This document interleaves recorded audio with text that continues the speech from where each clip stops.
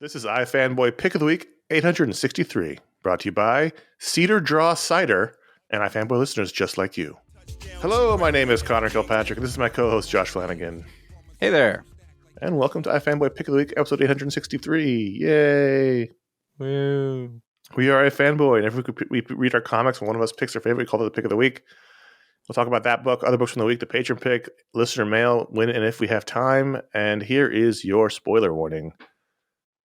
Exercise caution. Josh, you had the pick, and it was a very strange, not strange, but it was a weird week. I guess weird and strange are the same word, but yeah, they're synonyms. Yeah, I mean, it was an uncanny week. If you asked me, like comic book reader for 1,000 years, Josh, what's the definition of uncanny? I would pause. Like it means X-Men. He said, I think it's a group of mutants. Yeah, they're feared. They protect the people who fear them the most. That's uncanny, right?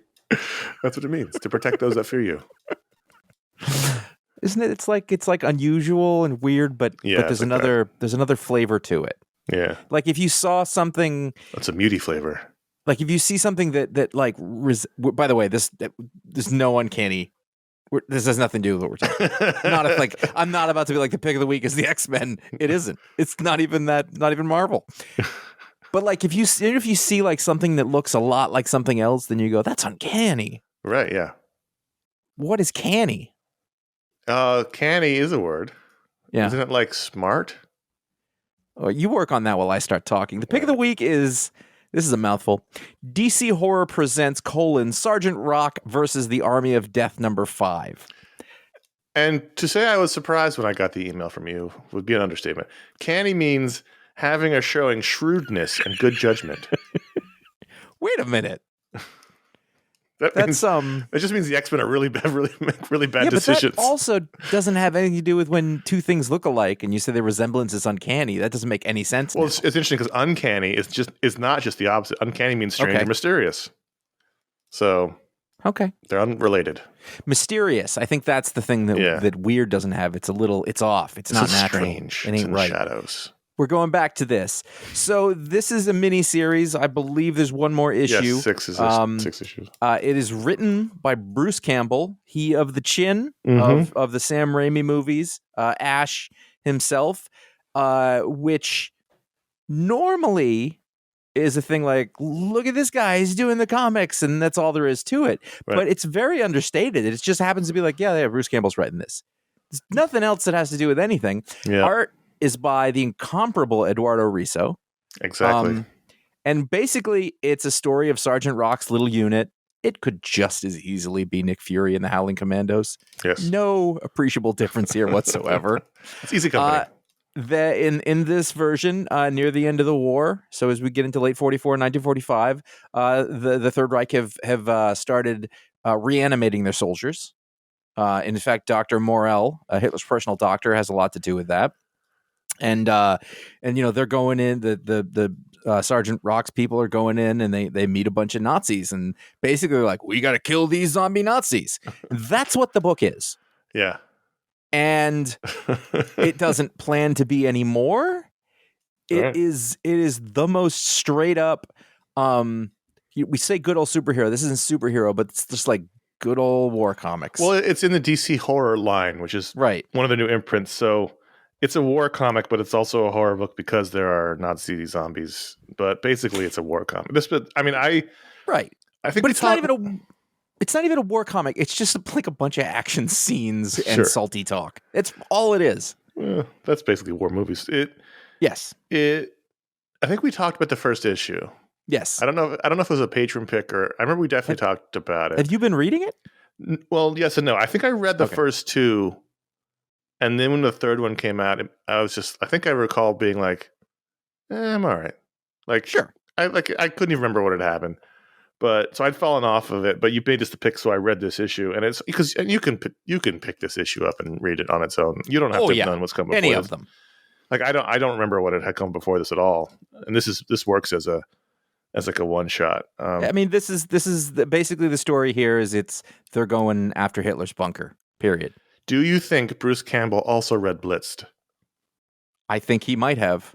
because I think he might have the read the first story. panel here is Dr. Morrell, who's not even named, shooting. I think they named him earlier. Probably in the miniseries, shooting up Hitler so he has more energy and more pep. Right. But what he's actually doing is turning Hitler into a zombie. Right. And so, I have enjoyed every issue of this, really, just because it is no frills. It's gorgeous. They were just like, Eduardo Risso, draw this. Oh my God, it's beautiful. It's a joy to watch that. Also because I'm just impressed that like Bruce Campbell did everything he was supposed to and nothing he wasn't, and he gave you exactly what this was. It's a perfectly cooked burger, as it were. Well, that's the most impressive thing is, yes, you would think that Bruce Campbell had been writing comics for 10 years. It was, as you said, it's very understated. He doesn't try to do too much. The dialogue is good, which is not surprising because he's a funny guy. People who can talk and are funny usually can write.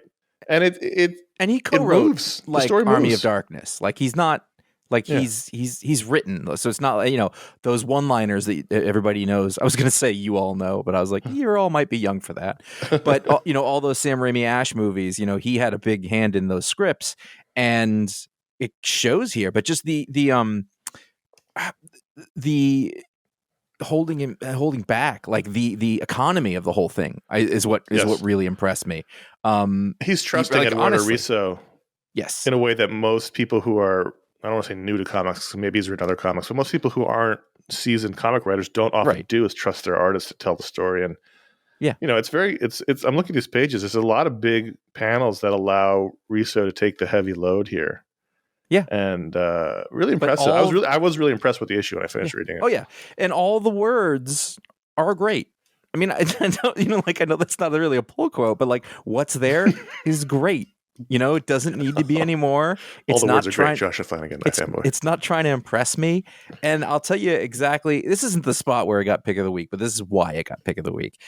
Because I looked over everything else and I was just like, and then like nothing really stuck out to me as being a pick of the week. And then I got to this and I was like, this had that great scene where they open the door and Hitler gives his zombie grin and you see his and Eva Braun's eyes glowing, and then she attacks them from behind and then comes after them again. And I was like, this is fucking nuts. And they stab him in the face. I was like, is that zombie Eva Braun? Like it was zombie Eva Braun. It was so good. It was just fun. Like everything you need, nothing you don't.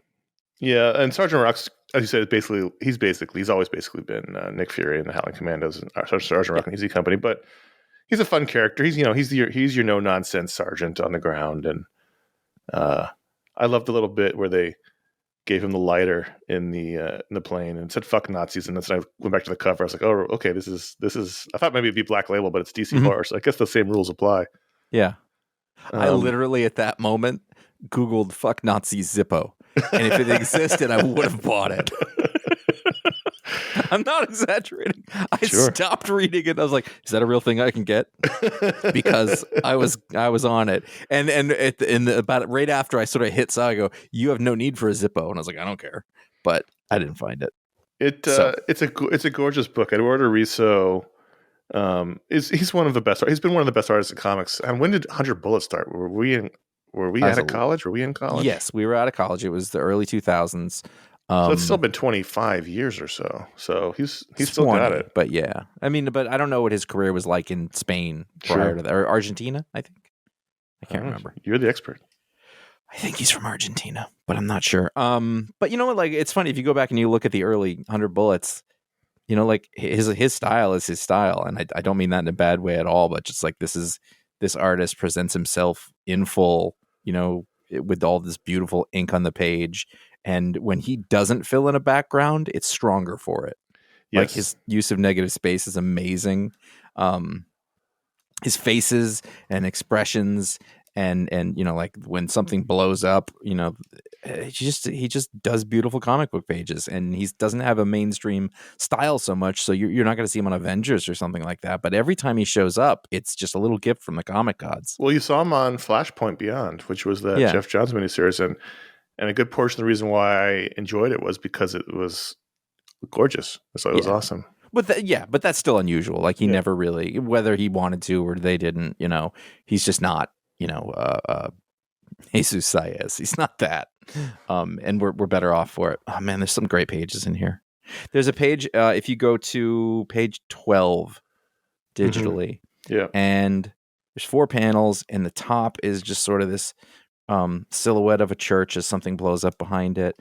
And then the bottom panel is like a cutaway of the bunker after the ground has been blown up around it. I loved all of this. I love being like, I thought they set us in the place. Zombies, whatever. They could have just been regular, but it almost made it silly. It made like you could hear like, and the zombies aren't completely dumb. No, they're still like the shrine. Like it's great. It's fun. It's what I want comics to be. It's old man comics. I enjoyed it. Yep, I definitely enjoyed it. And I enjoyed it the most of anything. Those few pages they fight Ava Braun and she comes back at him. Again, right, if this sounds interesting, you haven't read it, you can just read this issue. Absolutely. It gives you all of the information you need.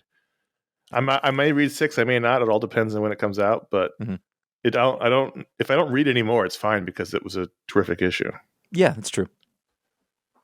Marvel took the week off, I think. Yeah, they did. But they had a couple of books come out. We haven't really talked much about The Amazing Spider-Man while this dark web thing's been going on. We talked about it maybe once or twice, but...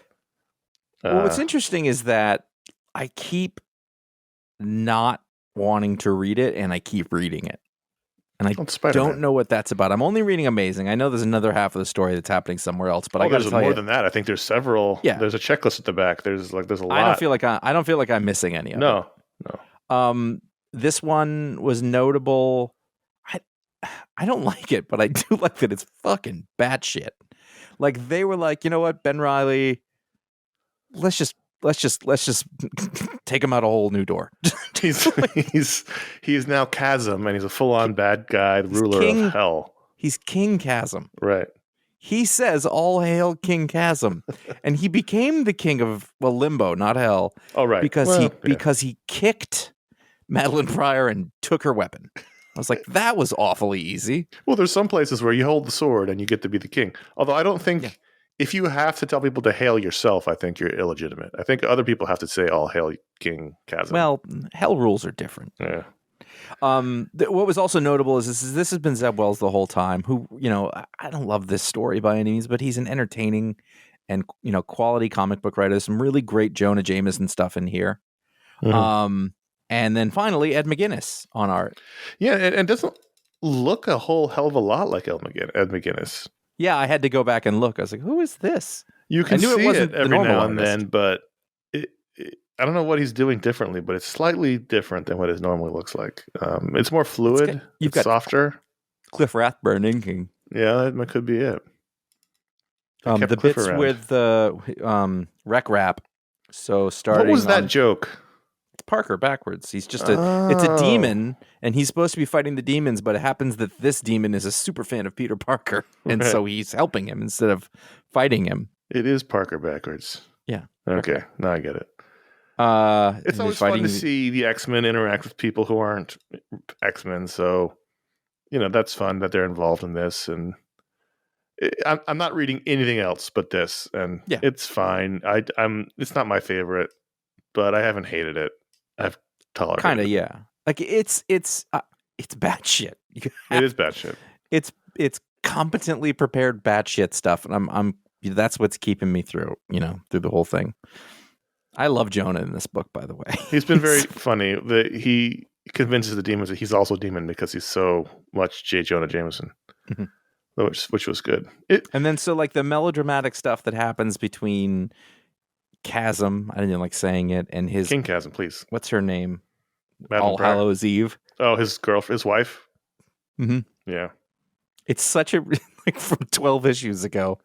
It's a 180 doesn't seem to cover it, even though it's exactly what I mean. Like it's just they spun around 4 times, and now we're just on a different dimension. I mean, I'm reading the Mary Jane Black Cat book. So that's a tie-in book. I'm reading Gold Goblin, which decided to tie in issue 2, so I'm reading that.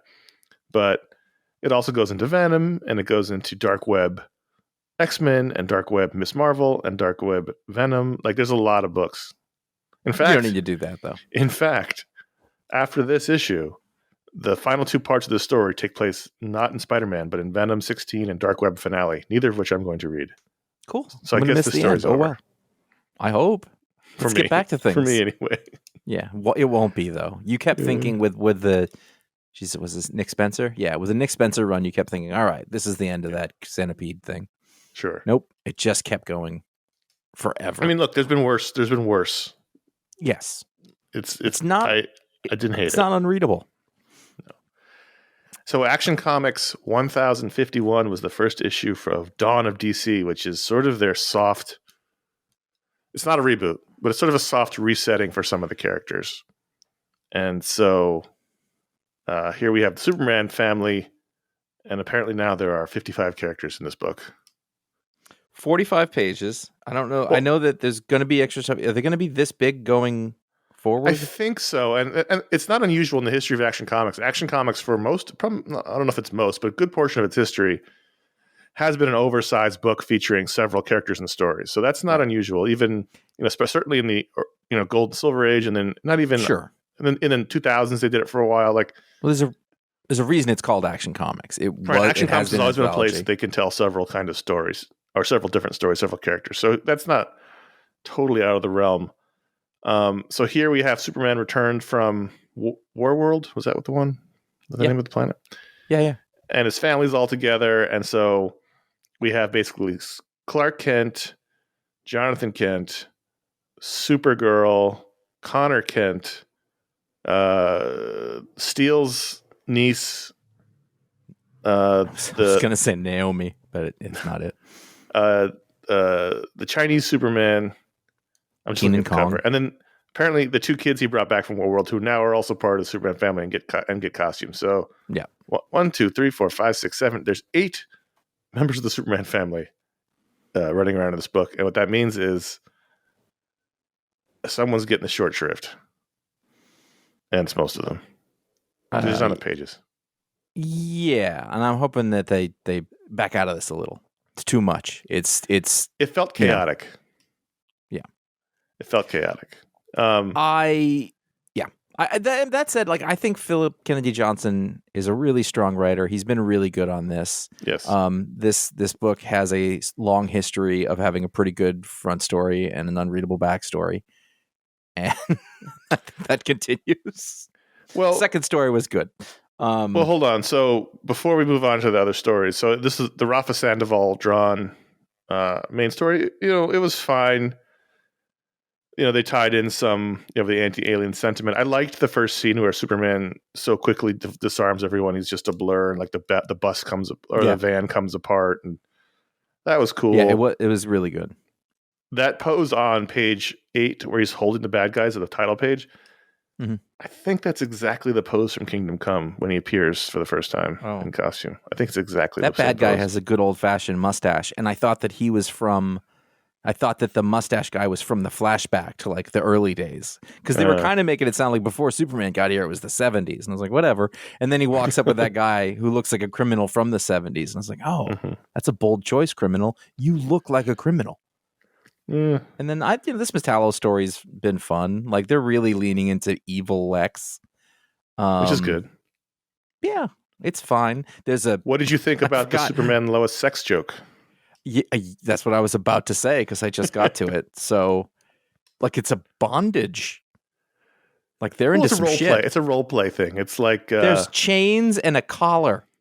Well, okay. Well, they're role playing. They're basically role playing Slave Leia. It's Jonathan goes looking for something. What does he go looking for?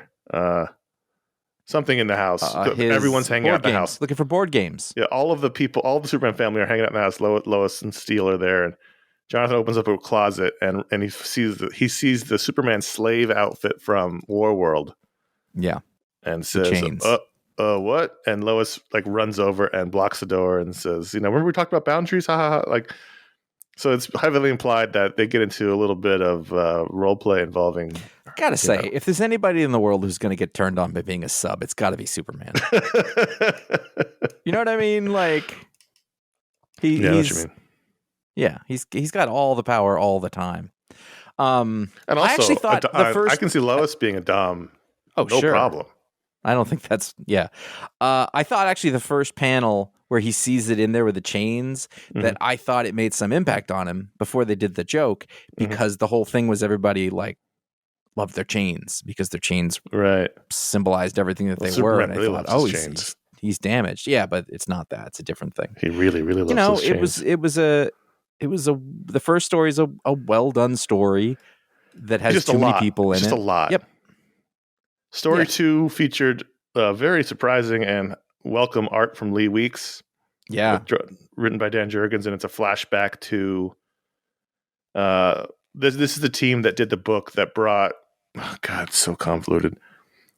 Back when there was the New 52 Superman, they brought back the other Superman from the other timeline and they merged them into one character. And there was a book back then that this team did about the other Superman before they were merged. So there were at one point 2 Supermen running around, one in secret in a black suit. And this is the timeline of this book. Okay, yeah, I was trying to remember what the black suit was. It's best not to.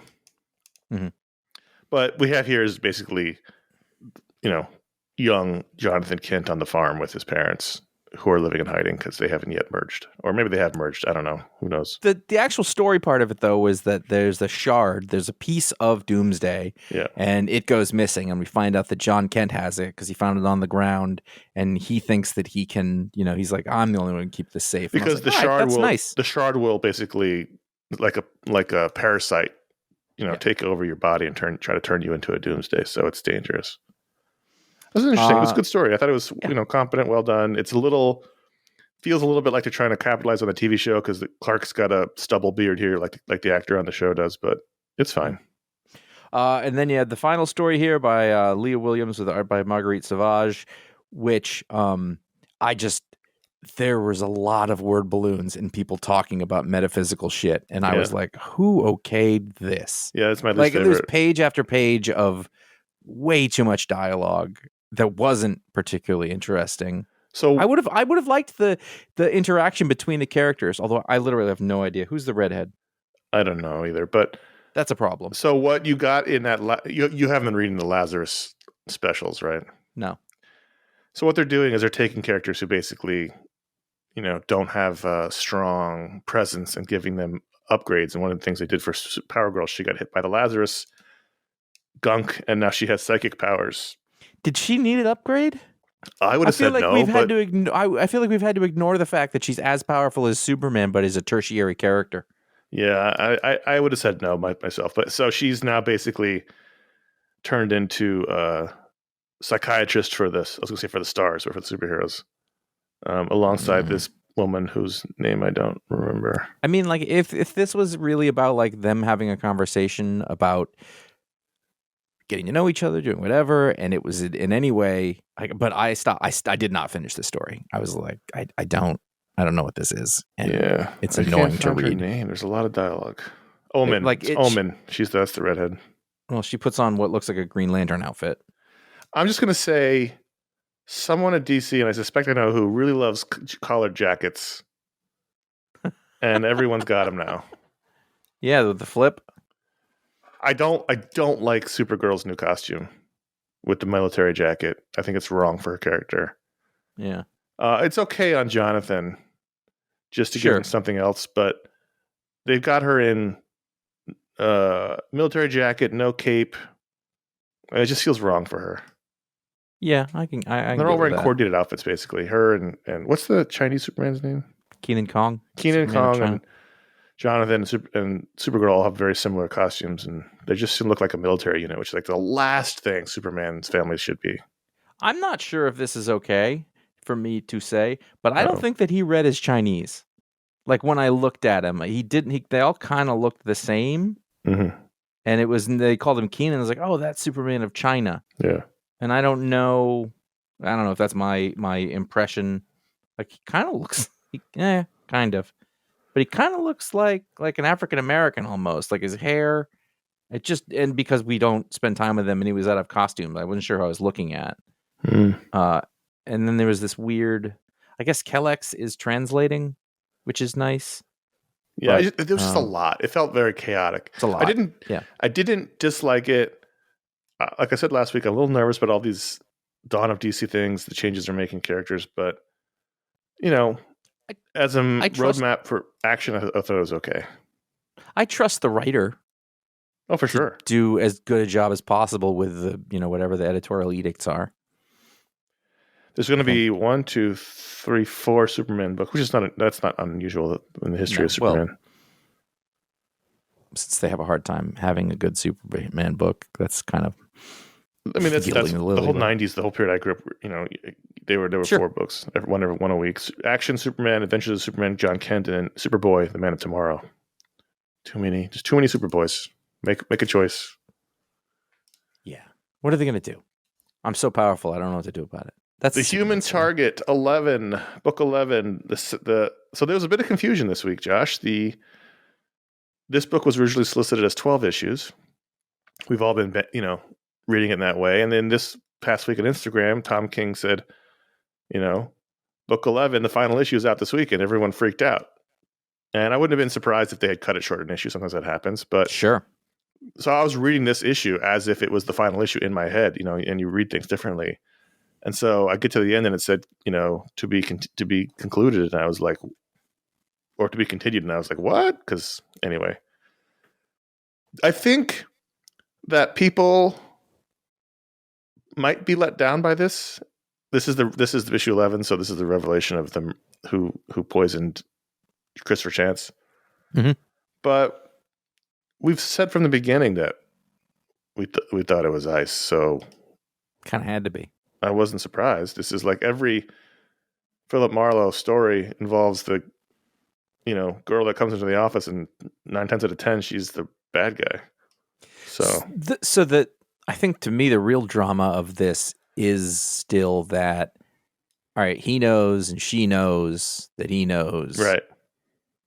But they still seem to be very much in love. Also, he's supposed to be dying shortly. Right. He dies tomorrow, basically. So there's got to be one more twist coming, or 2. Something's going to happen. Well, I mean, she poisoned him, but not out of malice or not because she's secretly a supervillain. So that makes it complicated. Well, she was trying to murder Lex Luthor, though. Right, but who hasn't wanted to murder Lex Luthor? Somebody had to do it. She did it out of revenge because Lex Luthor instigated her death. There's sort of the meta commentary on superheroes is that she got killed by Lex Luthor, so then she came back to life and tried to kill him. And, and it that does seem very fair. Like, if he actually kills you, you should be able to kill him. And so it's not like, he uncovered Kang, and it's like, no, this is someone he's in love with, and she tried to kill the guy that killed her and accidentally killed this guy. And so it's complex. But she has a temper. Viking ice princess. Right, she's got a temper, and she's really, really, really powerful. I like the conversation about could she freeze the entire ocean. That was a good scene. I feel like that came from a different conversation. Tom was like, I'm going to put that in there. Could you? Because there was no resolution. I don't think she answered it. No, she wouldn't answer it. Yeah, just move along.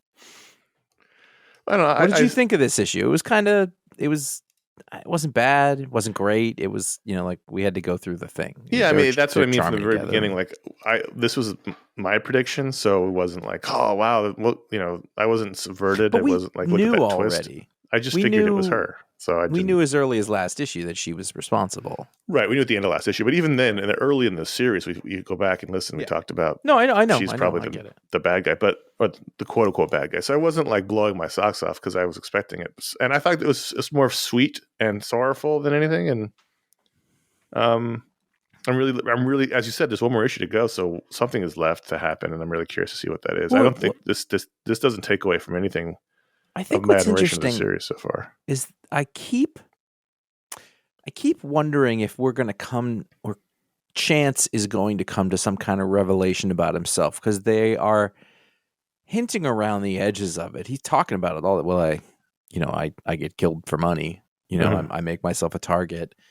I had problems with my dad, and that hasn't really progressed or been added to. But I feel like he's been hinting at it the whole time. I feel like we need to have some sort of, not like the final answer, but some sort of culmination of his inner turmoil. Although I don't know. Like, do you understand what I'm saying? Yeah. Like, I feel like we're working towards some kind of character arc, but really, he's been steady level the entire way. He hasn't really changed at all.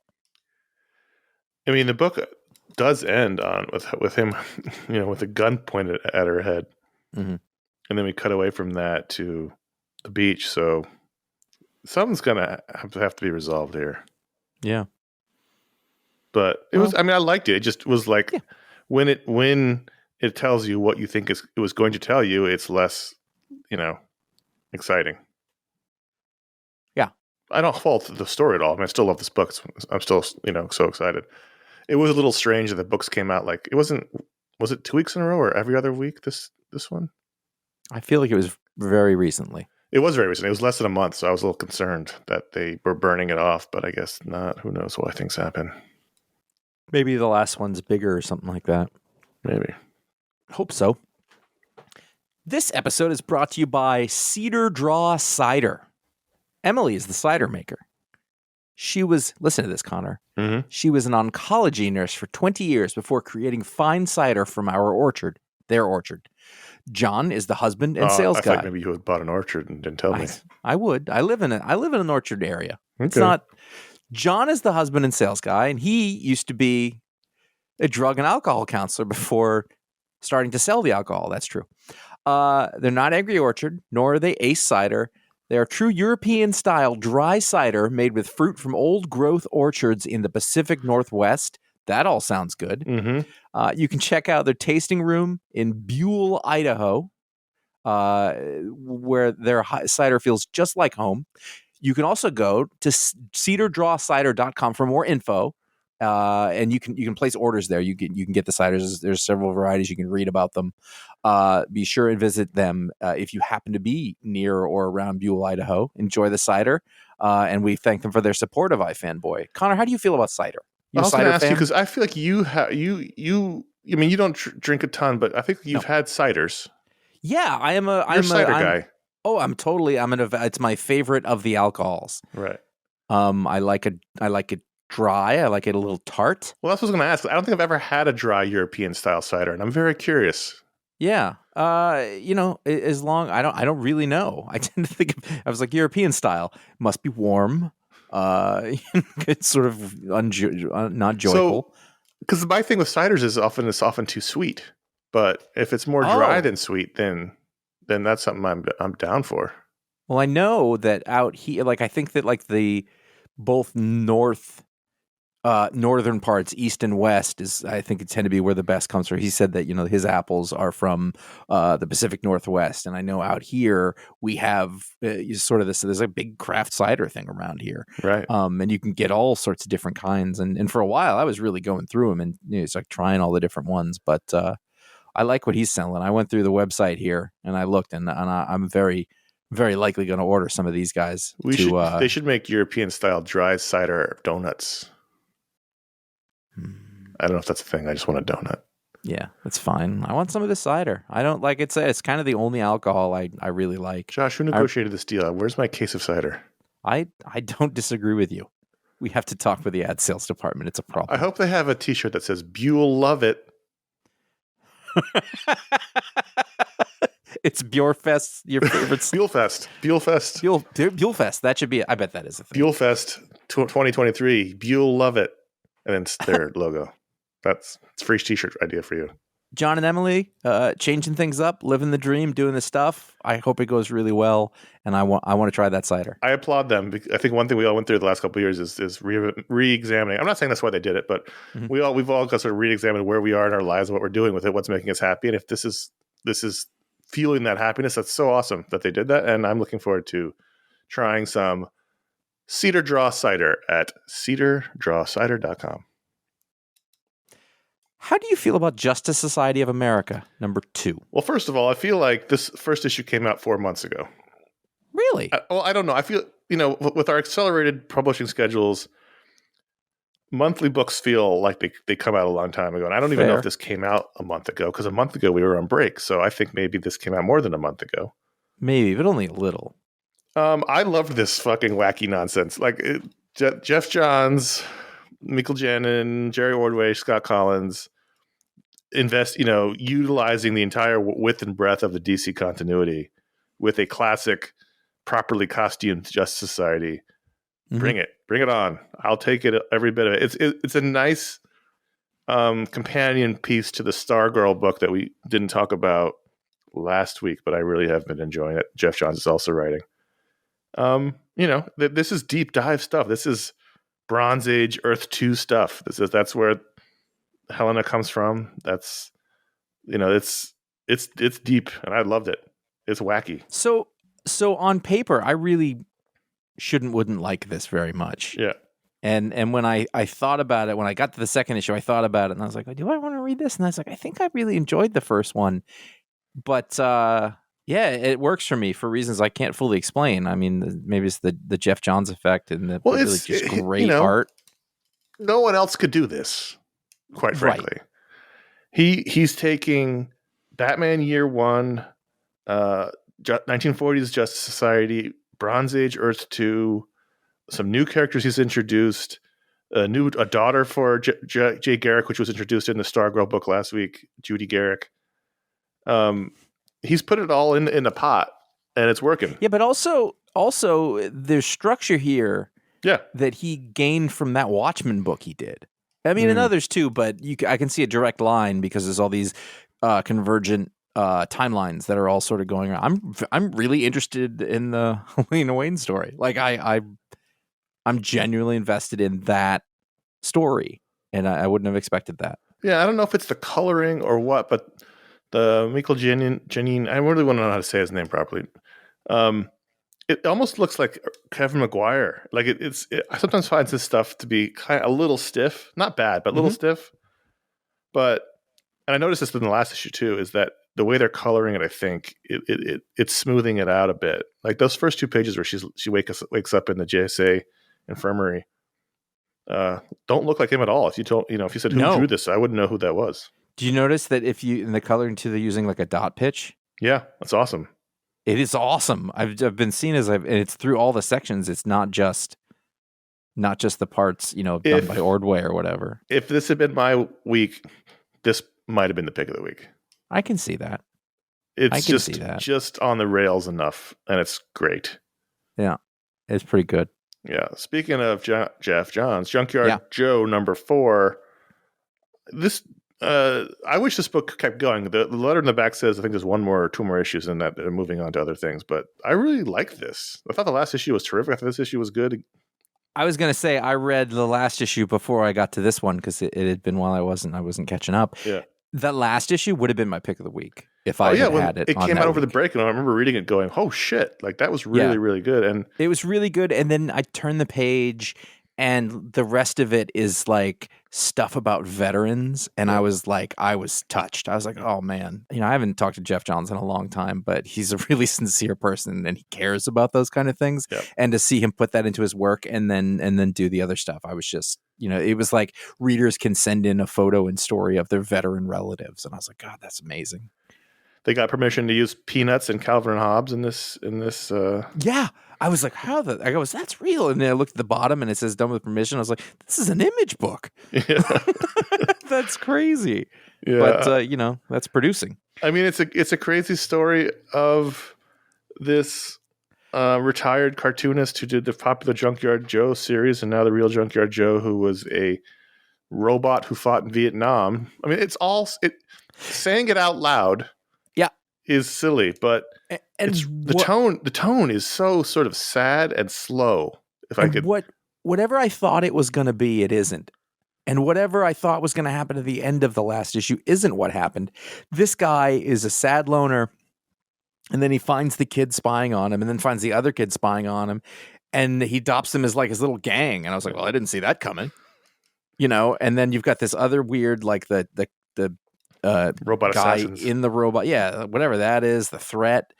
Actually, they're not robots; they're wearing masks. They're people. Yeah, they're like the one guy reminds me of that clockwork Nazi guy from Hellboy, who scares the shit out of me still. But we don't know anything about Junkyard Joe. It's all strange, and it's so compelling. I really like this book. The establishing shots in Fargo where it's just like the snowy plains. that's how I feel reading this book. That Mhm. looking at those scenes, because it just takes place in a snowy part of the world. I don't remember what part of the It's country it is. quiet and cold. They're in Indiana. And it just that is the tone of this book, where it's like it's quiet and cold, and it's really interesting. And Gary Frank, is very, very, very good. Like the acting and the faces here is just incredible. And the kids look like kids. Yeah. And by the way, the kids here are they're like the kids from an 80s movie. There's they've just come from a different town. Yeah, it's true. But then some of the I felt terrible for these kids, the same way that I felt terrible for the kid in The Fabelmans. He goes to a school and people are just horrible to them because they're half Asian or whatever. Yeah. And I was like, oh God, this is the worst. Yeah. Then the kid's like, we have our own robot. And I was like, everything is in this book. There's the Veterans Affairs guy who goes to help him and plow his driveway. And that's why I wish this book would keep going. But they said in the back that, they have this whole world they're building and they're moving on to that stuff. So I know, but how exciting. This is so different than what was the book? Not Radioactive Man, but the one that preceded this. Basically, the Ghost. Yeah. No, I don't remember, but either way, it's apparently the same universe. Geiger, that's right. Good title. That I can't remember. Good title, but it's a completely different book. It's a different flavor of Jeff Johns, and it's really working. And Gary Frank. Yeah. Hey. If this is whatever this is, Jeff Johns' third act or whatever it is, it's really interesting. I'm still reading Damn Them All from Boom, Simon Spurrier, Charlie Adlard. I'm having a hard time with it. I find it slightly convoluted, but it does make me wish that Simon Spurrier was still just writing Constantine.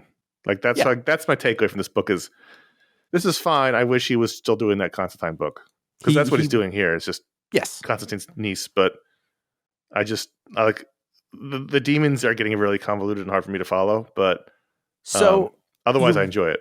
You're right. So what I did was I picked this up and I started reading it and I was like, what the fuck is this? And then I realized I hadn't read 3. And because at first I was like, why am I even reading this book? And what I thought it was the Charles Soule book about the demons and the coins. Oh, right. This one also has demons and coins. Yeah. No. The Demons and Coins book, that one. Yeah. Hell to Pay, right. Which I tried to stick with and then stopped. And then I realized I hadn't read it. I went back and I read 3. I thought 3 was great. And then this was a lot better. The thing that I'm enjoying about this is the revisioning of what demons are, their history, and then the economy of how this works. And I don't mean economy like spare. I mean like literally like money exchanging, like who has to do who for what for who. The demons are like currency. Yeah, and it's multidimensional, and I like that from the first issue. Like when a demon shows up, people don't know what to fucking do because it's all happening not in their plane of space. It's a really imaginative take on something that has been beaten into the ground by comics.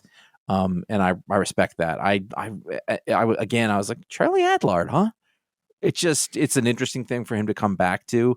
The coloring does a ton for this book and is sort of making those demons look like they're both in this world and out of it. The characterization again of those demons, like the one demon is killing something and he's apologizing. I was like, this is so weird. So I appreciate it. It's just bizarre to me that in a world with so many comics that we couldn't keep a Constantine book. I know. Who knows? They're putting out so many books. There's so many people who would write that book for free. You know what I mean? like that book was incredible that he was doing. And I realized it was it was out of continuity and it wasn't the Constantine that shows up in the Justice League for whatever stupid reason. But all the books they're publishing, they could have kept that one going. They really had something special there. When he focuses, like I've had a lot of books where it's just fucking batshit crazy, which is clearly something he loves to do, and I can't grab onto those. But like this book has focus. That Hellblazer book had focus. He's got a real mind on him for sure. I'm enjoying it. This week we had issue 5, not 4, of X-Terminators, the final issue of this miniseries. And you know what? I enjoyed it. It's a little gimmicky. The whole conceit of this miniseries, and this has been written by Leah Williams and drawn by Carlos Gomez, is it's a bit more mature. It's a bit. I think they called it grindhousey. I don't know if that's true or not, but it says mature readers on and it's a bit more mature. There's a lot more sex talk, and there's some a lot more cursing, even if it's blocked out. It's sort of like your daddy's ex women, because it's Dazzler and it's Jubilee and it's Boom Boom and X-23 fighting his vampires. I actually thought it was super fun, and I would read way more of this. Like make this an ongoing. I'll read it. It sort of lets them cut loose a little bit more, you know. And same writer as that story at the end of Action Comics, so props for going both ways with a book. Yeah, it's very different. Way less words. Yeah, and legitimately funny. And is this Leah Williams or is that a script mistake?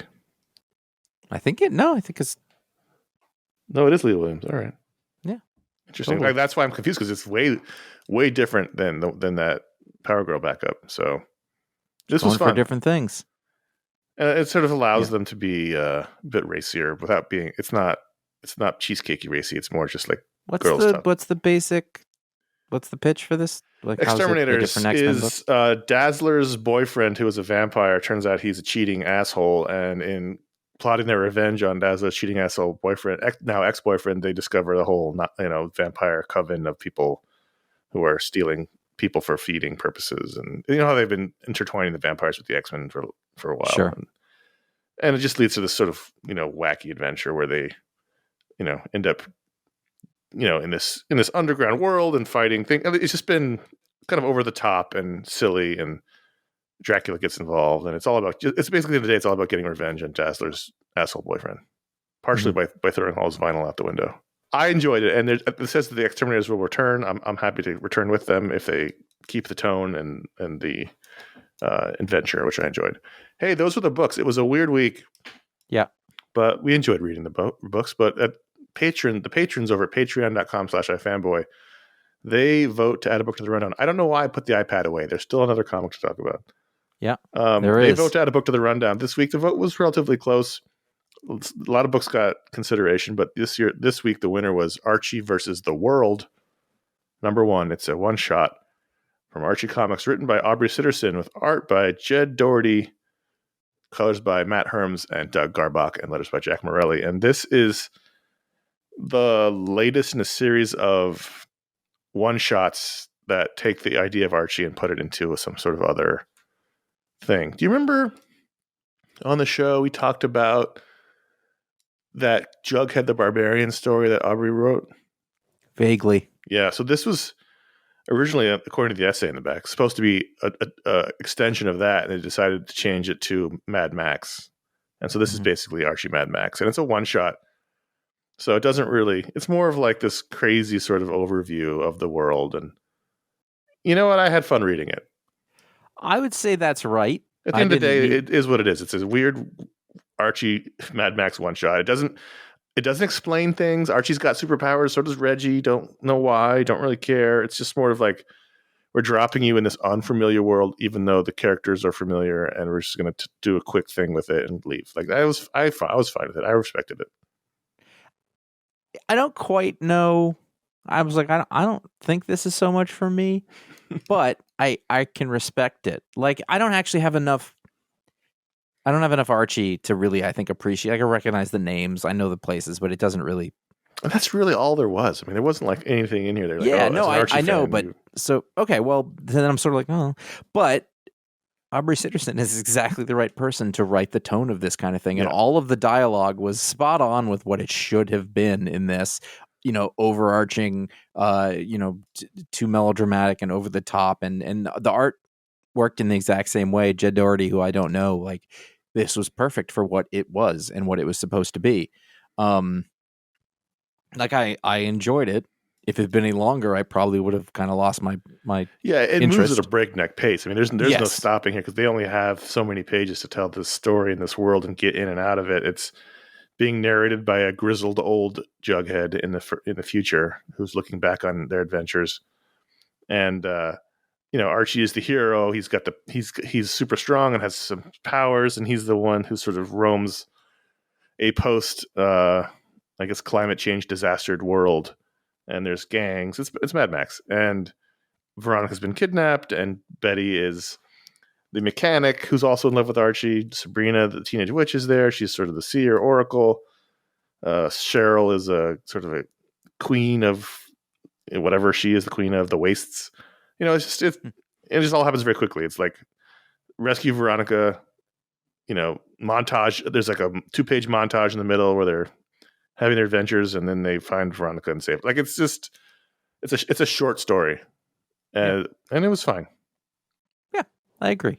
Yeah. It was fun. I didn't love it, but I was happy to have read it. I mean, I don't know why they're doing this or what for, but that's fine.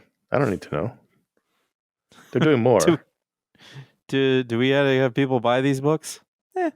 Whatever. Just make them. Yeah, they're doing fine. Next time is Betty the Final Girl. I don't know. They're just doing these one shots. That's fine. Just do them. Yeah, that's fine with me. Ratings on Archie versus the World #1. Out of 5. 3.25. Yeah, I went 3.5. That's basically what I'm thinking. It's like, it was fine. I enjoyed it. It was like, okay, that was cool. Don't need any more. Yeah. So, not sticking with it because it's a one shot, and I probably won't read any more of the single issues. But you never know. Yeah, it's fine. Patreon.com/iFanboy. That's where you can go. Every patron can add a book to the rundown. And the patrons are the ones who directly support the show. They unlock shows for everyone. They unlock the Media Explode and the Talk Explode and the Book Explode shows. And they've formed a really great community over the years. We've had patrons for 6 years, I think, at this point. And really, yeah, they've got a tight little community. There's a Discord community. There's a Facebook community. They hang out. They chat all week. They plot things on the Patron Pick discussions. We see all the plotting. And they're a good group. They're a really good group. We've been lucky over the years to have had a really strong community and a really respectful community for the most part, and really interesting and smart people. And I really like that about what we've done. That's one of the things I'm most proud of, and it still continues to this day through the Patreon. So if you want to be part of a great community, you can be a patron for as little as $1 a month, and that's great. And you can help support the show. We keep the bills paid and the lights on. And be part of a great group. You get a monthly hangout, which we just did last week, which was incredibly fun. I thought one of the most fun ones I've done in a while. Yep. And we try to make it fun for everyone. We just revamped the patron goals. So if you become a patron or you're curious, you can go to patreon.com/iFanboy. You can scroll down till you find the announcement about new stretch goals. They're getting rid of stretch goals at Patreon, but we might keep them anyway. We'll see. And then, as we talked about last week, we're still revamping another portion of being a patron, which is just taking longer than expected because life is getting in the way in some ways. But we will have a totally revamped patron system pretty soon, and I'm looking forward to that. So consider being a patron at patreon.com/iFanboy. Also, iFanboy.threadless.com is our t-shirt store where you can buy one of our 12 designs on any kind of t-shirt you want, or a long sleeve t-shirt, or a sweatshirt, or anything. I think they have tank tops as well. Oh, they do have tank tops. They do. So check that out. We have great designs. We are always thinking about new ones, and hopefully we'll bring in new ones soon. iFanboy.com/support is our digital tip jar via PayPal. iFanboy.com/Amazon is where you can find the Booksplood books, and bookshop.org is our partner to help support local bookstores. When you buy through them, local bookstores get a little bit of money. It tells you how much when you purchase, and you can dedicate it to one store or just to the pot of money that goes to several stores. It's a great organization. And I just bought a book from them yesterday. Or using them. Not from them, but using them. So there you go. Those are all the ways you can help support the show. Patreon, Threadless, PayPal, Amazon, and Bookshop. So thank you for doing any of those things. It helps keep the lights on. We were just talking before the show about something we needed to buy for the show, and that's how it gets paid for. So thank you. Now, I put my name on this. It's me, power, isn't it? But it's your power, yes. Okay, so here, Josh just kicked me in the ball. So if you give it the $5 higher level, as a patron, you get a superpower live on the show. I saw the script and saw your initials, so I didn't even think about this. I specifically went back when I was doing. I did the script very quickly. We're recording earlier than normally, and so I was trying to get it done. But I specifically went back and listened to the part of the old show to make sure I was the one who did as I did, and I checked off the spreadsheet. I made sure I did that correctly, and then I blew it at the last second. That's okay. The thing is, I'm always trying to think about them, but I never write them down. And sometimes they stick in my brain, and sometimes they don't. This patron power is for Helen Spiering. Helen, thanks for being a patron.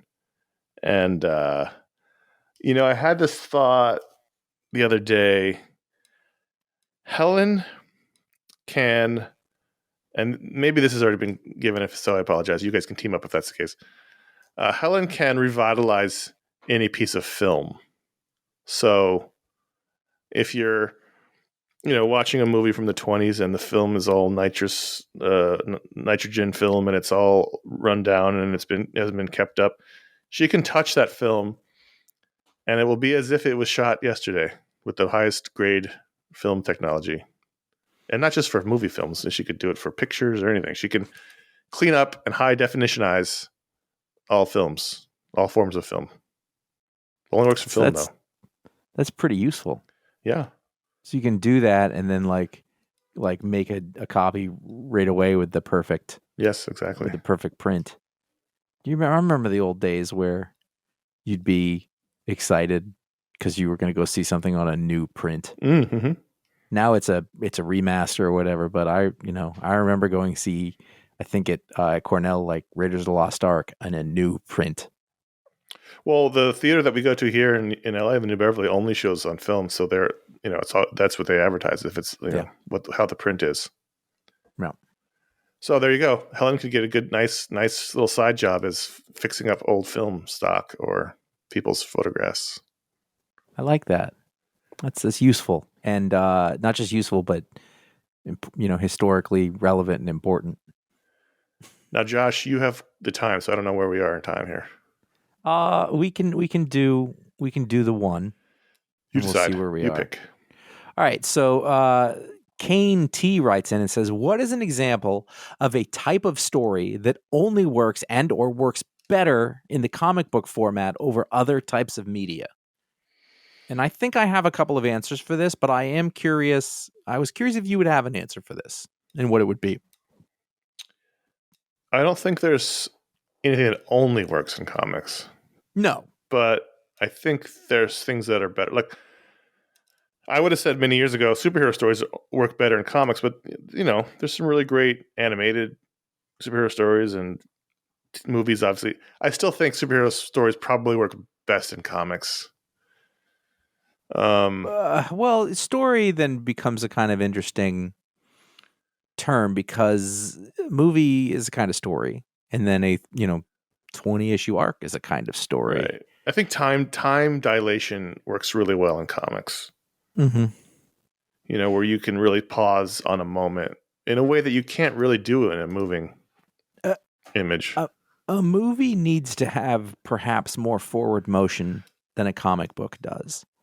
And I think that for a slam bam fast action kind of story, three issue arc or something like that, a movie can do that really well. Mm-hmm. The longer form of it, you want to take, like, to me, I think of like a Vertigo 60 issue series or something like that. I think that does that better than anything else can. You can do it with TV shows, series, but it's not this. It doesn't. I don't know. It doesn't resonate with me the same. There's only a few TV shows that like would suck me in the way that like reading all of Preacher does. Like Preacher to me was my example of a thing that, I mean, they tried to make it on TV, but because of all sorts of reasons, it if nothing else, it wasn't the same thing. So there's also the physical concerns you've got. So the MCU, right. They're out of guys because they all got old. Right. You don't have to do that in comics. You can just, they can stay. So, that Preacher story goes over. There's no limit on time in an illustration.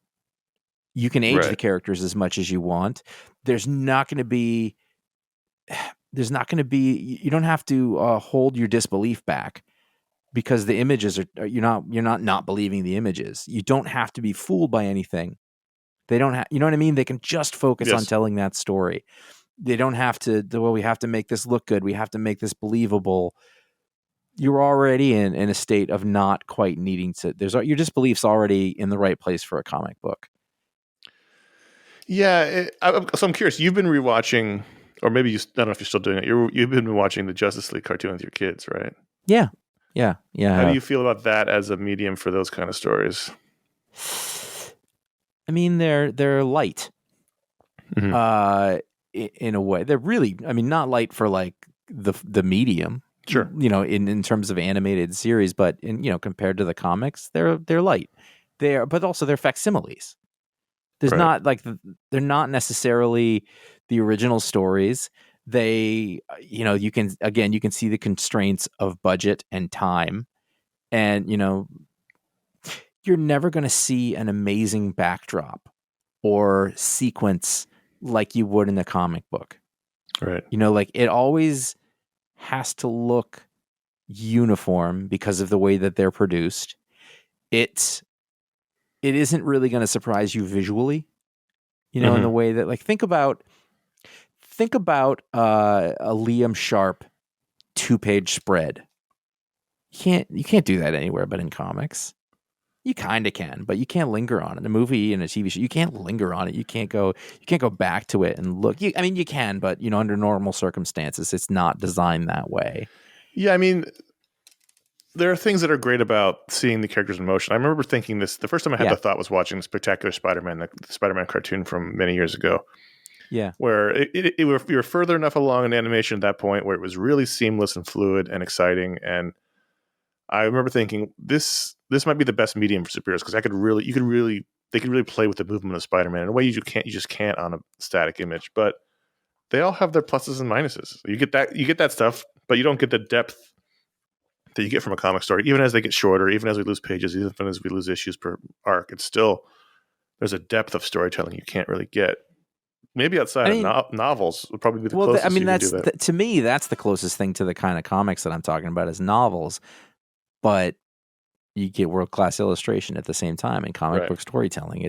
And they're both different. They both have different strengths. I don't want to see my favorite novels made into a comic book because it's going to lose something. It's going to lose that depth. That is why I go to do those things. Which is why we don't, often are not interested in like licensed comics. The Expanse comics. It just loses something. Yeah, but I think there's definitely, I mean, and we're in love with the medium, in a way that a lot of readers aren't. And I wouldn't want to lose that part for certain stories, but to me, I mean, could you do Saga in another medium, really? No. Well, maybe. I mean, the thing is maybe. I don't know. But it wouldn't have... It would be different. Yes. It would lose some of the things that make the comic book brilliant. Because it would have to. I mean, but then sometimes it'll surprise you. That I really want to watch it again at some point. But that Watchmen TV show, that was crazy. Yeah. I kept watching that show like, wow, you really evoked... the comic. That was my whole thing the whole time. I was like, why would you appreciate any of this if you weren't intimately familiar with that comic book? But they did it and people liked it. So yeah, I don't know, but that's an exception, not the rule. Yeah. I mean, I think this sprawling universe of superhero stories, the never ending battle works best in comics, but you can tell great superhero stories in movies. You can tell great superhero stories in animation and novels. I've read great superhero novels. I've seen great superhero movies. I've seen great superhero cartoons and TV shows. So you can do them anywhere, but they work best in the original form because what they do requires the original form, the way they tell stories. I'm trying to think of an example that was a really good comic book where the live action or animation adaptation was better. And the only thing I've come up with is History of The Violence. Boys. Oh. Yeah. That is true. Vigo. I also think Road to Perdition was a better movie than it was a book. Yeah, that's probably right. But The Boys, I think, also true. Yeah. For whatever reason. They're the exceptions. You know, I guess the Invincible cartoon is a pretty good example of sort of. It was very good. It was, and I'm not quite going to say it was equal to, but it really did a lot of things that were great in the comic book. It's just as well in live I really do think form. you can tell great superhero stories in any medium. It's just the best is comics, but you can still do it, and it still works in any format. But the demands of the medium of television animation are going to make them have to necessarily adjust it for all sorts of reasons. How long it has to be, who they're trying to please. They're not trying to please comic book fans. There's always compromises that have to be made in other mediums. Yeah. And so for the most part, which is why there was a long time, and I think we're not fully past it, but there was a long time where comics were clearly being made as movie pitches left and right. And they're largely forgettable. Companies that exist only for that. Yeah, I know, but I feel like they don't come across me. I don't read them because they were largely you could see it. You could see it from a mile away, and it felt, ingenuine. And I don't blame anybody, not a single person for doing it because they, had to make a living or do whatever. But people who are making comic books because they want to tell a comic book story are going to always impress me more. Yeah, I mean, I think that's really the answer. Is that everything else? For me, I try not to rank the medium because you can tell a great slice of life personal story in a comic, but I probably usually prefer it on screen because the emotion of the actors overwhelms the art for me personally. But that, unless the artist, okay, Box Office Poison, very going way back. It's a slice of life, sort of drama, whatever. I think that would suck as a TV show. The cartooning is such a big part of what that is. And, and the sort of way it's made, and it's a little ramshackle, and it's a little, going here and there. It doesn't, like a lot of times comics don't have to be structured to the extent that a major production has to. Sure. Because they can't afford to be loose with it in the same way. Yeah, it's hard. I mean, it's almost hard to answer the question. Yeah, but it's interesting to talk about. Yeah, for sure. All right. Contact at iFanboy.com is where you can write in like Kane did to get your email on the show. Thanks for writing in. This past week, we had our Media Explode show come out where Josh and I and Ron, our other host, talked about many of the things we watched while we were on break from doing the Media Explode because we hadn't done one since November. So we talked about lots of TV shows. Connor's rage issues. My media rage issues, which have not gone away. Yeah. And it was fun. I actually really, really enjoyed doing that one and really, really enjoyed editing it. It was a fun conversation. And then what it was three guys who hadn't been all together talking to each other outside of the Hangouts, hadn't talked in a while. And it was that kind of conversation. And then the week before that, we had the Black Sad All Fall Down Part 1, Booksplode. Too many B's in this title. Booksplode, the Black Sad All Fall Down Part 1. Josh and I reviewed that book, and that was fun too. So check that out in the feed. You can find our shows back there. Josh, where are the shows? Mm-hmm. That book is best as a comic book. Like, I know it exists in other mediums or whatever, but those drawings, you can't beat that. If you made a movie, they would lose something. Yeah, maybe. I mean, if you think about if it was a great hand animated thing, it might be beautiful. Maybe, but it would. I don't know. It's like it to me. It's like you wouldn't want to animate a painting. I mean, you could because it'd be like cool to see it do that or something. But like a great painting is what it is. It's a still or a photo. At some point they're going to Harry Potterize all photos and they're all going to start moving or whatever. It's going to suck. I don't want to see either side of the V for Victory sailor kiss, which I know has a whole story to it that isn't. But you know what I mean? Like that's a frozen moment. Anyway, you can find our library of over 1,200 shows. And how pretentious have I been over the past 10 minutes? Pretty up there. It's a great medium, and I love it, and I am fierce about its strengths. 1,200 shows and counting over at iFanboy.com and wherever you can find your podcast. Many, many ways, many places. You don't need me for that. Google, how do I download a podcast? You'll find a lot of stuff. I like the Overcast app myself. But also, that's just momentum at this point. Follow us at iFanboy Comics on Instagram to find out what the pick of the week is before the show comes out. Sometimes you'll see the best of the week in panels. Connor's been on a tear lately. He does it, not me. So just make that clear. You're you can welcome follow us to send me individually. some. I know, but you have a whole writing format. I just want to send you a picture. No, just send me the panel and tell me what you want the caption to be, and I'll put it up. Yeah, it's writing it. This is our let's have a meeting. Let's have a content meeting right now.